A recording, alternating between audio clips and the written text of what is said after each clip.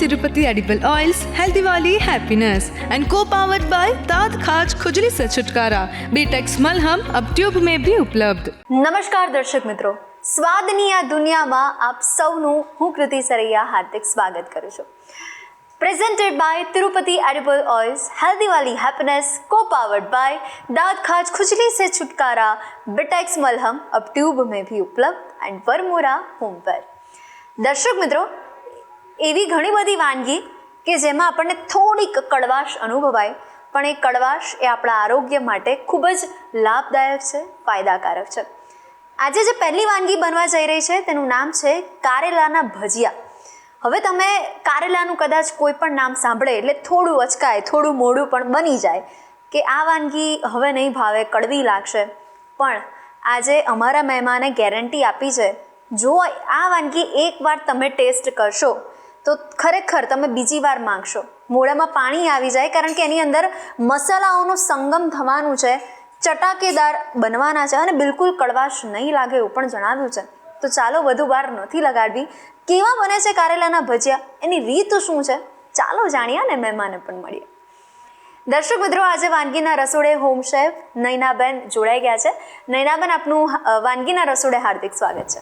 જય શ્રી કૃષ્ણ. જય શ્રી કૃષ્ણ.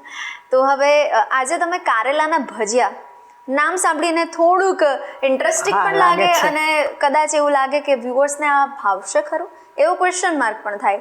તો હવે આ વાનગી વિશે આપણા વ્યુઅર્સને જણાવી દો. કારેલાના ભજીયા તો નાના છોકરા કે મોટા કોઈ ખાતા નથી, પણ આ જે કારેલાના ભજીયા ખાશે તો ખાતા જ રહી જશે, એવા ટેસ્ટી, નહીં કડવાશ બિલકુલ નહીં, અને આપણા સેહત માટે બરાબર છે. ડાયાબિટીસ હોય ને તો આ ખાય ને તોય ચાલે.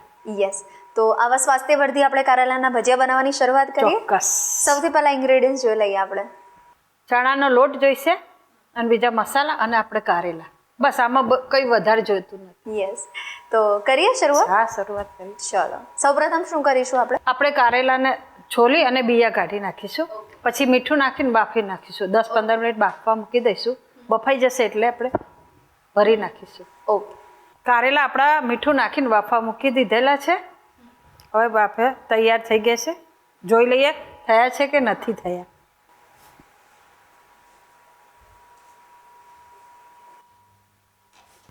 હવે આપણે ત્યાં સુધી જો કારેલા બફાય છે ત્યાં સુધી આપણે ચણાનો લોટ શેકવા મૂકીશું.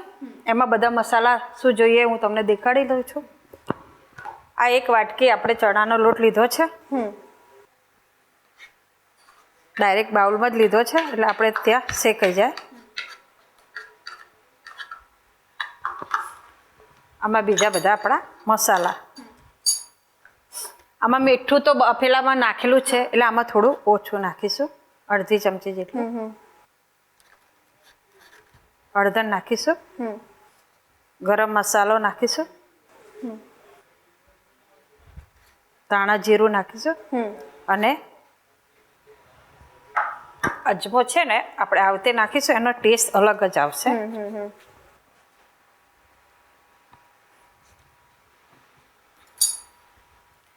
આપણે આ બધું મિક્સ કરી અને આપણે થોડી વાર શેકી નાખીશું. ઓકે. એટલે નૈનાબેન, એવું કહી શકાય કે કારેલાની ભલે કડવાશ હોય પણ મસાલાઓનો જે સંગમ થશે એને લીધે સ્વાદની મીઠાશ અચૂકથી ભળવાની છે. આમાં તમે ખાંડ પણ નાખી શકો, પણ ડાયાબિટીસ વાળા લોકો ખાંડ નથી ખાતા એટલે ખાંડ ના એ નાખી શકાય, નાખી પણ શકાય. મેં અત્યારે નાખી નથી. આપણે આ શેકી દઈશું.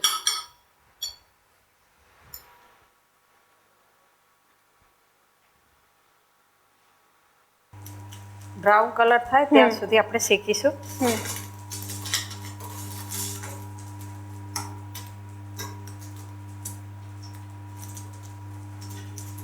તો આજે તમે કારેલાના ભજીયા બનાવ્યા છે નૈનાબેન, એટલે એ પરથી હું ગેસ કરી શકું કે તમે બધી હેલ્ધી વાનગી રેગ્યુલર ડેઝમાં બહુ જ બનાવતા હશો. પાલકનો હલવો પણ બનાવું છું. અચ્છા. પછી હળદરનો હલવો. અરે વાહ. એમાં મેં ટ્રોફી જીતેલી છે, પાલકના હલવામાં અને હળદરના હલવામાં. એટલે એવી વાનગી તમે પસંદ કરો કે નામ સાંભળવામાં તો થોડું એવું લાગે કે આ નહીં ભાવે. પાલકના હલવાને મેં શરૂઆત કરી હતી બનાવવાની, પછી લોકો જોઈને જ એમ કહેતા કે નથી ખાવો, પણ સ્મેલ આવે અને ટેસ્ટી થઈ ગયો.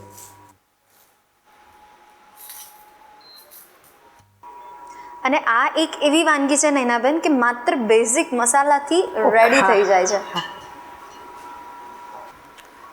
હવે છે ને આ કારેલા આપણે આમાં આ મસાલો આપણો ભરી લઈશું આમાં.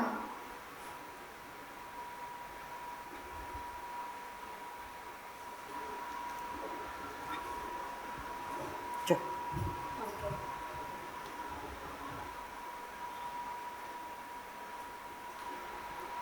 કારેલા ભરીને ખાઈ શકાય અને ભજીયા કરીને ખાઈ શકાય. કારેલાના શાક કરતાં એની ગ્રેવી કરતાં આ ભજીયાના ફોર્મમાં વધારે સરસ લાગશે.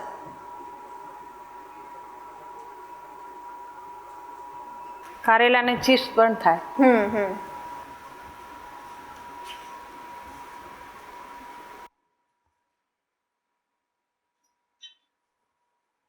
હવે આપણે 1 ચમચી જેટલું તેલ લઈ અને થોડી વાર એને ફ્રાય કરીશું.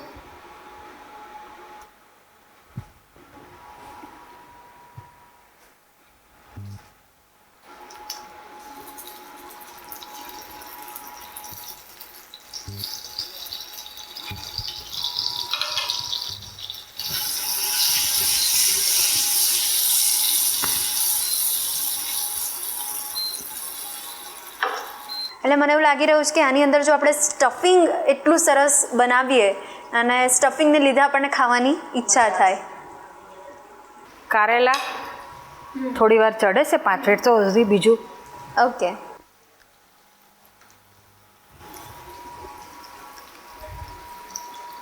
આમાં પાણી લઈ અને ગોળ બનાવી લઈશું.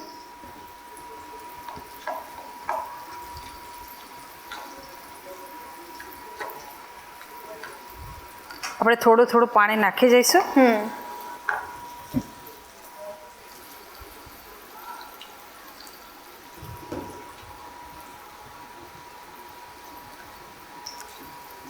જે આપણે બટાકાના ભજીયા બનાવે છે ને એવું બનાવીશું.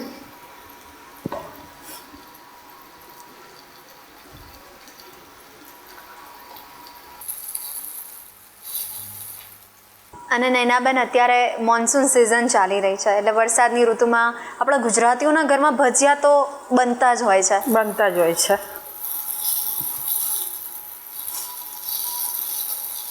કારેલાના ઓછા બનતા હશે. યસ.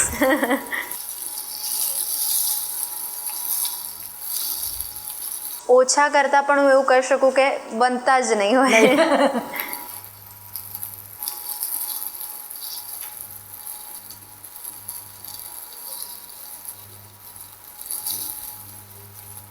એવું દેખા કારેલા થઈ ગયા છે. આપણા કારેલા થઈ ગયા છે.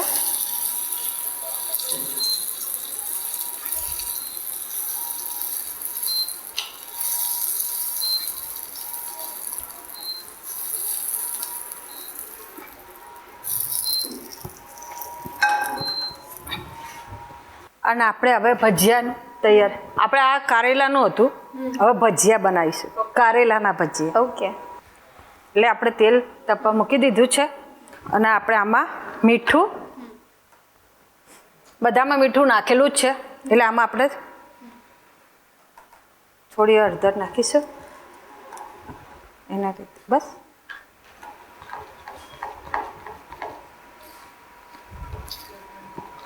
અજમો બધું આમાં આપણે મસાલામાં નાખેલું છે, આમાં નાખવાની કંઈ જરૂર નથી. આમાં કોથમીર નાખીશું.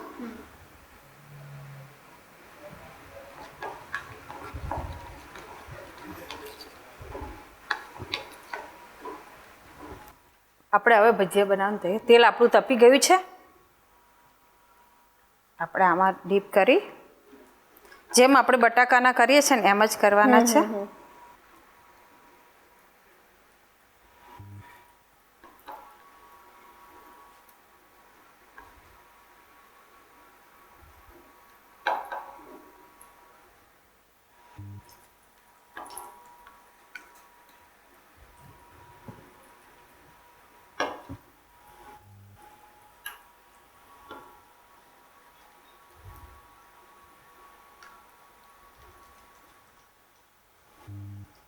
એટલે એકદમ કરકરા અને ચટપટી કહી શકીએ આપણે.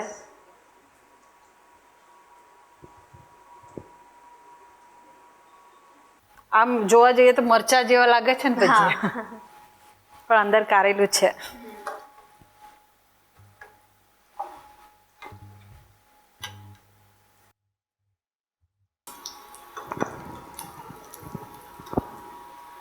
આપણા કારેલાના ભજીયા થઈ ગયા છે.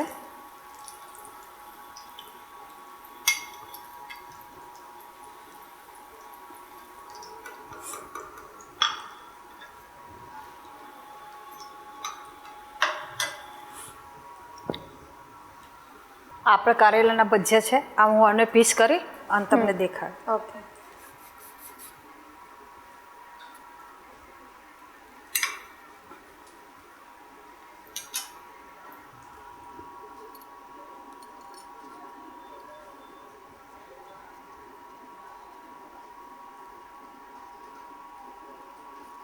કારેલાના ભજીયા આપણા રેડી છે. યસ.